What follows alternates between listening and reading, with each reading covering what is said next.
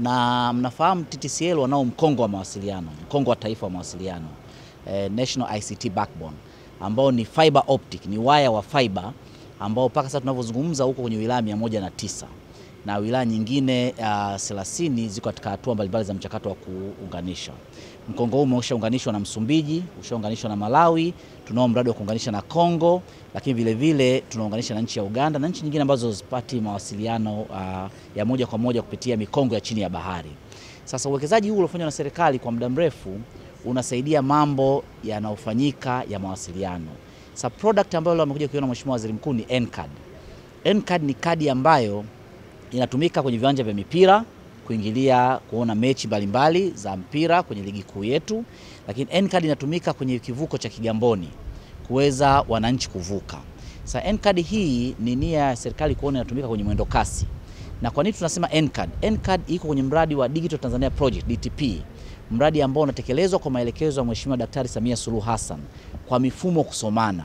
Sasa moja kati ya mfumo muhimu sana kwenye maisha yetu ni mfumo wa mawasiliano. Sasa unaweza kukuta kuna N-Card, unaweza kusikia kuna Azam Card, unaweza kutakia mtu na kadi yake. Hilo sio tatizo. Tatizo linakuja mfumo gani unatumia kuweza kufanya kazi ile kadi. Sasa ili kuweza kutumika mfumo lazima uwe na mawasiliano. Ndio maana hapa tunatumia fiber TTCL. Mtu mwingine atakuwa na kadi yake, tunatumia mfumo wa simu za mkononi, lakini katika mawasiliano huko duniani fiber mkongo ndio mawasiliano ya uhakika zaidi na ya kasi zaidi. Ukishawasiliana computation yake, maana ile kadi lazima ifanye mchakato wake wa hiyo payment gateway unafanyika wapi? Lazima mchakato wenyewe upate sehemu ya kufanyia computation.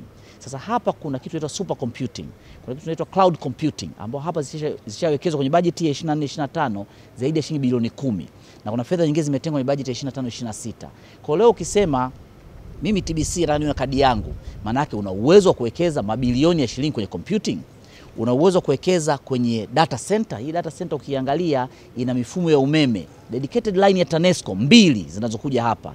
Kuna majenereta makubwa 2, kuna UPS ambayo taasisi kimoja moja ya serikali ama taasisi moja moja ya binafsi haiwezi kufanya uwekezaji huo. Kwa hiyo tumekuja kumuonyesha Mheshimiwa Waziri Mkuu kazi kubwa iliyofanywa na serikali hii kwa maelekezo ya Dr. Samia Suluhu Hassan kupitia mradi wa Digital Tanzania Project kwenye N-Card ambayo inaenda kuitwa Jamii Card, ili Mtanzania huko tunakokwenda awe na kadi moja. Ile kadi hawezi kuingilia mpirani, apande feri, apande mwendo kasi, apande SGR, afanye bidhaa mbalimbali. Jamii kadi yetu itakuwa ni replica ya Visa Card ama Mastercard kimataifa. Ndio maana leo mabenki yote atakupa kadi ya benki lakini itakuwa ni Visa ama Master. Sasa Jamii Card ndio itakuwa kadi ya Mtanzania. Utakapata pembejeo na Jamii Card. Na Jamii Card hii vile vile tunashirikiana na wenzetu wa NIDA katika mfumo huu mradi wa Digital Tanzania Project kuweza kufanya kazi ya ile namba ya NIDA kuwa jamii namba. Nadhani mmesikia. Kwa Mtanzania awe na namba moja, Mtanzania awe na kadi moja, afu kila mtu aweze kutransact kupitia kadi hii. Akaunti yake ya benki iko kwenye kadi hii, miamala yake ya simu kwenye kadi hii, apandie mwendo kasi, alipie uwanja wa taifa, afanyie manunuzi, ndo kaviza ketu kwa Kitanzania. Na hii inawezekana kwa kazi kubwa ambayo Mheshimiwa Rais amekuwa akifanya na fedha nyingi anazozitenga kupitia Wizara ya Mawasiliano na Teknolojia ya Habari kupitia mashirika yetu kama TTCL na eneo hili la NIDC.